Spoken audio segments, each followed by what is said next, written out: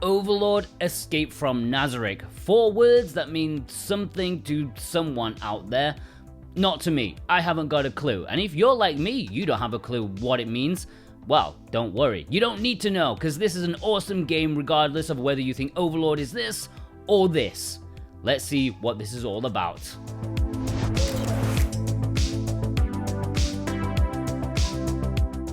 Before we get into it, be sure to hit that subscribe button and that bell button. We're giving away a Nintendo Switch OLED model to one of you once we get to 100,000 subscribers. And while you're at it, head over to my new channel, A Bit More Jordan, for A Bit More Me. I make long video essays about retro games. Overlord Escape from Nazarick is releasing on the Switch today, and PC too. It's available for £22.50 in the UK, $30 in the US, and €25. It's only available physically in Japan, but it does have English. There's no word of a Western physical. Import links are below in the description and pinned comment if this review makes you need a copy and you want to support us at the same time. Don't forget our discount code Jordan for 5% off. The story for this game starts off with the main character being killed. I'm already hooked. Yes, this Clementine lass is killed by a big bad boss right off the bat. You awaken, perhaps in some sort of purgatory, in the tomb Nazarick. Some big bad dude wants to test your skills in order to collect data. You'll see a lot of people that I'm probably supposed to know, but I don't have a clue. Not to worry, you don't need to know who they are. You just need to kill them, which is my usual train of thought when in social situations with strangers. My wife has very few colleagues left. So this is a side-scrolling action platformer. You start off super weak and basic. You run, jump, and attack. You have 2 weapons in your arsenal, at least at first. You always have your stilettos equipped. No, not like she's going out for the night on the town. Actual sword stilettos. They're pretty rubbish if I'm being honest, but you'll pick up plenty of different weapons along the way. I stuck to the knives because for some reason they have the longest reach. I'm not questioning it, they stuck with me for a very long time in this game, so thank you freakishly long knives. You also have swords, spears, claymores, and you can upgrade them too at furnaces that you see. The combat is okay, it's not brilliant, and I think it could be improved with a few tweaks that would have made this absolutely awesome. At first the combat is really pony because you can't really do much, but as you upgrade your abilities, especially with the upgraded dodge, it feels much better, but not perfect. I think the biggest issue is that the back dodge can't be used at any point. Usually in more free-flowing action games, the dodge will cancel any attack or animation you're currently doing. However, in here you have to wait until your current attack animation is finished. I don't think that would have been a big deal if the enemy attacks were better signposted so you could be more prepared. The way I played it, maybe it's because I'm an all guns blazing moron, but it did seem a little bit messy. It was neither elegant nor like completely over the top. They could have gone either way, but they chose to go somewhere in the middle. It's fine, but it feels as though it's lacking a bit of something to make it great. Once you can vault over the enemies, it does feel a bit better, more badass, but really, I would like them to update it so that you could back dodge at any time, but then maybe have like a cooldown period before you can do it again. I think that would have been more fun. There's plenty to be getting on with while you're exploring this great tomb. As I said, there's lots of upgrades out there, both in terms of weapons and abilities. You'll be running up walls, sliding under cracks. One of the fantastic things about Overlord is the traversal. They've got the parkour to feel excellent. If you're running, Clementine will vault over stuff, climb ledges, and if you hit a wall, she'll run up it for a short while before having a small window to leap off to a higher place. It is genuinely fantastic. It's so free-flowing and effortless, annoying bits of rocks or objects won't get in your way. The level design is also great. A lot of fun challenges in terms of platforming, avoiding hazards, swinging on chains. Is actually really good. Although with very limited ranged attacks, I could have done without flying enemies hanging around where I'm supposed to be jumping. You do get magic here, 3 types of which can be switched to. If you use it, it does have a slightly long range attack, but you never know when you're going to need some magic later on, so I didn't want to use it for random enemies. The magic, by the way, is also used for environmental hazards. For example, if you need to walk through flames, as you sometimes do in life, you select the fire magic and no harm will come to you. You'll be using all of your abilities to find hidden places with hidden items, especially the memory fragments, of which there are 100 to collect. These unlock what I would assume are screenshots of something that I definitely 100% know. Like the old dude? Of course, the old dude, and that time that boy was really surprised by something.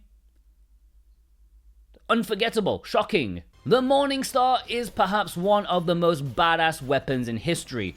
Nowhere near enough games use it in my opinion. It is the flamethrower of the medieval world. It's the weapon everyone wants.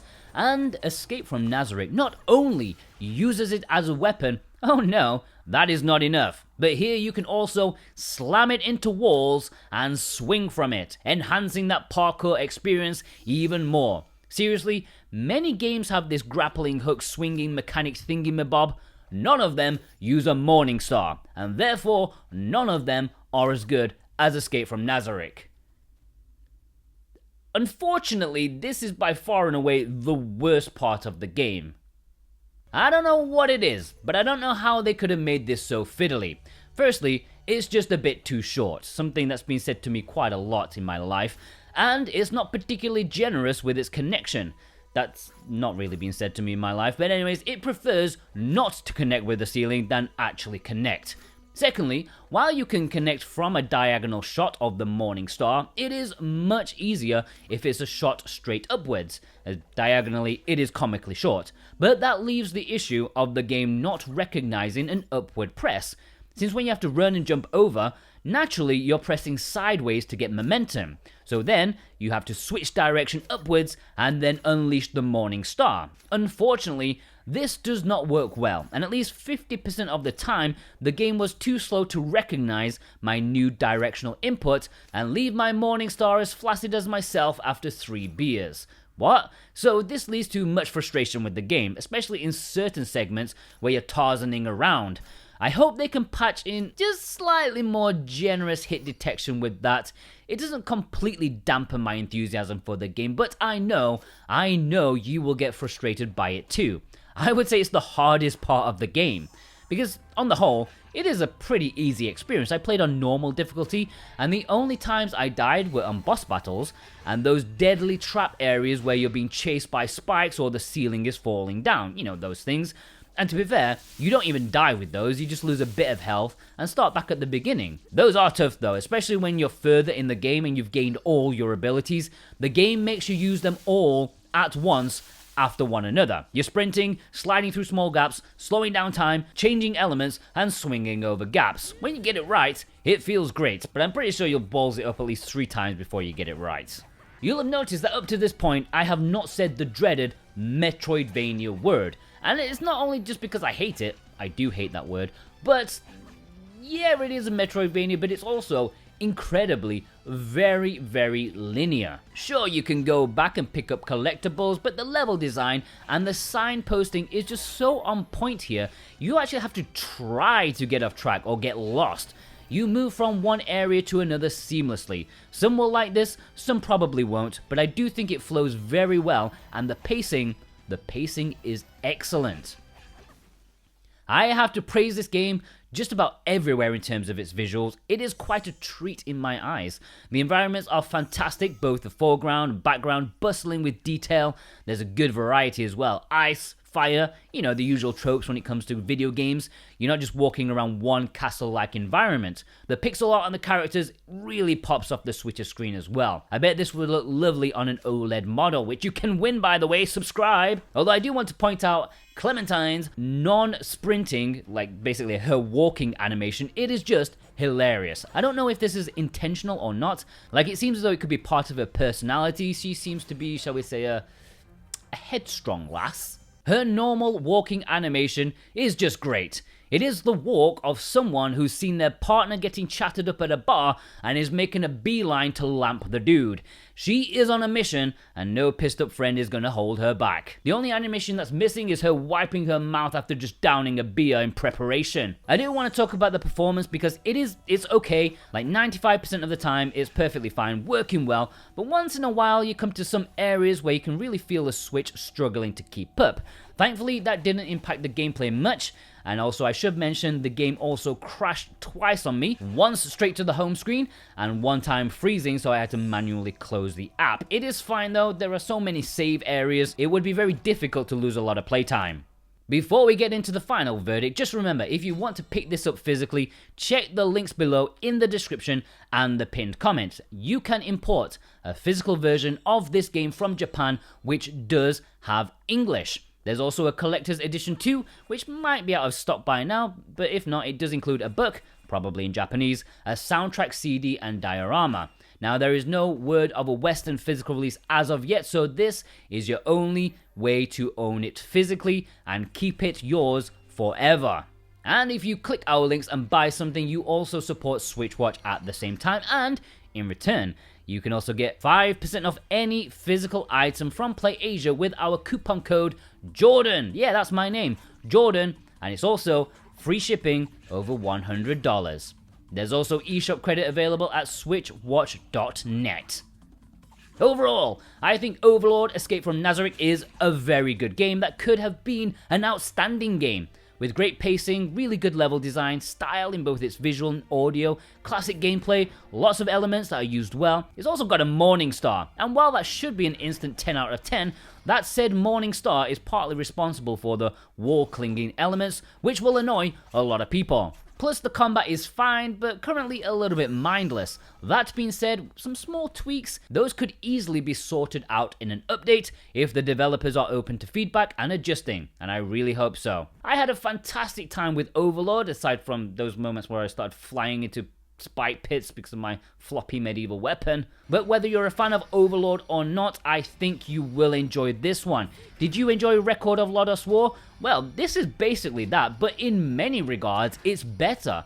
Just a couple of prominent issues where it's let down quite a bit. An 8 out of 10. I really hope they can update it, and I think that would be quite a lot higher.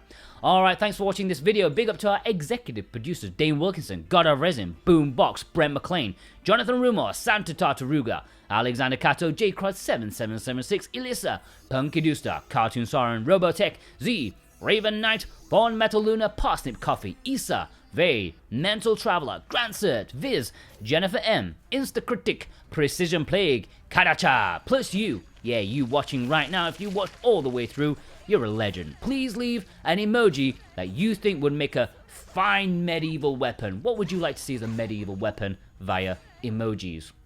Preferably not one as floppy as the Morning Star in Overlord. Please go check out my brand new channel, A Bit More Jordan, so you can watch a bit more me. Or just watch the first video about Suikoden. Check out our weekly video series, Bargains, every week. On Monday, I take you through all the physical releases on the Switch. This game featured in this week's episode. We'll see you guys over there. Have a good one.